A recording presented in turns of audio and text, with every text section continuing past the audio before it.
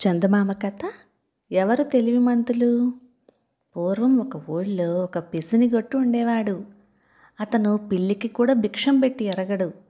అంచేత అతనంటే ఆ ఊళ్ళో వాళ్ళకి ఎవ్వరికి గిట్టదు. అలాంటి పిసినిగొట్టుకి పక్క ఊళ్ళో ఇంకో పిసినిగొట్టు స్నేహితుడు ఉన్నాడు. అతను ఎలాంటివాడో తెలుసా? ఎంగిలి చేత్తో కాకిని కూడా విదిల్చడు. అతని భార్య కూడా అలాంటి రకం మనిషే. ఒకరోజు పిసినిగట్టు పిచ్చయ్య తన సొంత పని మీద పక్క ఊరికి పోవాల్సి వచ్చింది. అక్కడ పని పూర్తయినాక భోజనానికి ఎక్కడికి వెళ్ళటమా అని ఆలోచించాడు. పూటకోళ్ళ ఇంటికి వెళితే డబ్బు దండగా అవుతుందని సరాసరి తన పిసినిగట్టు స్నేహితుడి ఇంటికి తిన్నగా వెళ్ళాడు. పిచ్చయ్యను చూడగానే స్నేహితుడి గుండె బిక్కుమన్నది. కాస్త ధైర్యం తెచ్చుకొని, ఏమండి ఎప్పుడొచ్చారు, ఏమిటి విశేషాలు అంటూ పలకరించాడు.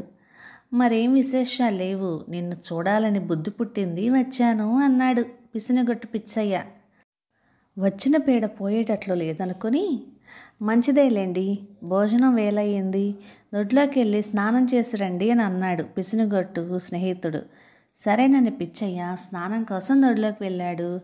ఒక పూట అన్నం ఎలా పెట్టడమా అని స్నేహితుడు ఆలోచనలో పడ్డాడు. అతని భార్య కూడా అతనితో పాటు ఆలోచనలో పడి, ఏమండోయ్, నాకు యోచన తోస్తోంది, అలా చేశావంటే ఆ పిచ్చయ్య చెప్పకుండా వెళ్ళిపోతాడు. నేను వంటగదిలోకి వెళ్ళి కూర్చుంటాను, మీరు ఒక తాటిపట్ట తీసుకొచ్చి నన్ను కొట్టినట్టుగా పట్టను నేలకేసి కొట్టండి, నేను కుయ్యో మొర్రో అని శోకాలు పెడతాను, వాడు మన వ్యవహారం చూసి ఇంటిదారి పడతాడు అని చెప్పింది. భర్త సంతోషంతో, భలే చక్కటి ఉపాయం చెప్పావు, లేకుంటే వచ్చేపోయే పుల్లయ్యలందరికీ వండి పెట్టడానికి ఇదేమైనా సత్రం గిత్రం అనుకుంటున్నాడా ఏంటి అని గొనిగాడు. ఆ తర్వాత అనుకున్న ప్రకారం ఇద్దరు నడవదలుచుకున్నారు. ఈ సంగతంతా దొడ్లో స్నానం చేస్తున్న పిచ్చయ్య వినేశాడు. ఓరి దద్దమ్మలు, నేను మాత్రం మీకన్నా తక్కువ తిన్నాను గనుకనా మిమ్మల్ని వదిలిపెట్టడానికా? ఈరోజు ఎలాగైనా సరే మీ ఇంట్లో ఒక్క పూటన్న తినకుండా వెళ్ళను. దీంట్లో నా సామర్థ్యమో మీ సామర్థ్యమో బయట పడాల్సిందేననుకుని స్నానం ముగిసిన తర్వాత నేరుగా ఇంట్లోకి వెళ్ళి భోజనం కోసం కూర్చున్నాడు. పిసినగొట్టు పిచ్చయ్య ఇంట్లోకి రావడమే తడవుగా వంటింట్లో ఉన్న స్నేహితుడు తాటిపట్ట నేలకేసి టపీ టపీమని కొడుతూ, ఇప్పటికైనా నా మాట వింటావా? చెప్పు, నా స్నేహితుడికి అన్నం వడ్డించమంటే కాదంటావా? చెప్పు, లేకపోతే నీ ప్రాణం తీసేస్తాను చూడు అని అరుస్తూ భార్యని కొట్టినట్టుగా పెద్ద రభస చేసేశాడు.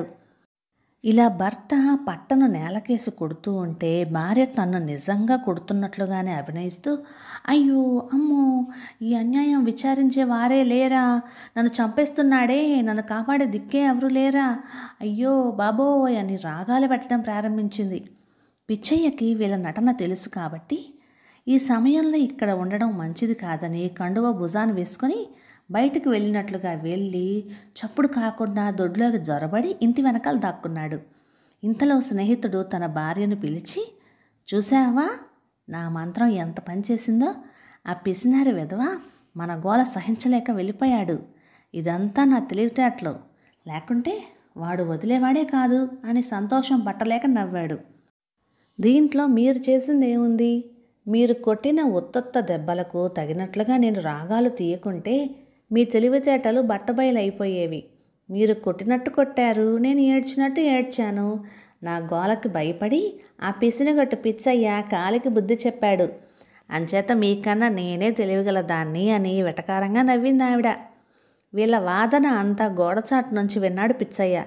చల్లగా ఇంట్లోకి వచ్చి, మీలో మీరే తెలివిగల వాళ్ళం అనుకుంటే ఎలా? నువ్వు నీ భార్యను కొట్టినట్టు కొట్టావు, ఆవిడ ఏడ్చినట్టుగా ఏడ్చింది, నేను కూడా వెళ్ళినట్టే వెళ్ళి వచ్చేశాను, కాబట్టి ఇప్పుడు మీకంటే నేనే తెలివిగలవాణ్ణి అని అంటూ చరచరా వంటగదిలోకి వెళ్ళి ఆ కుండలోని అన్నం, చెట్టులోని కూర తన ఇష్టం వచ్చినంత వడ్డించుకొని తిని వాళ్ళకేమీ చెప్పకుండా బేవుమని తేపుకుంటూ వెళ్ళిపోయాడు. ఇక ఆనాటి నుంచి ఆ భార్యాభర్తలు ఇద్దరూ అతిథి వచ్చాడంటే అసలు తలుపే తీసేవారు కాదు. ఈ కథ 1948 జులై చందమామలోనిది. ఈ కథ రచయిత బి నరసింహ ప్రసాద్ గారు, నెల్లూరు నుంచి. కథ సమాప్తం. ఇక మీకు ఈ కథ నచ్చినట్లయితే లైక్ చేయండి, షేర్ చేయండి, మరెన్నో కథల కోసం సబ్స్క్రైబ్ చేయండి. Thank you.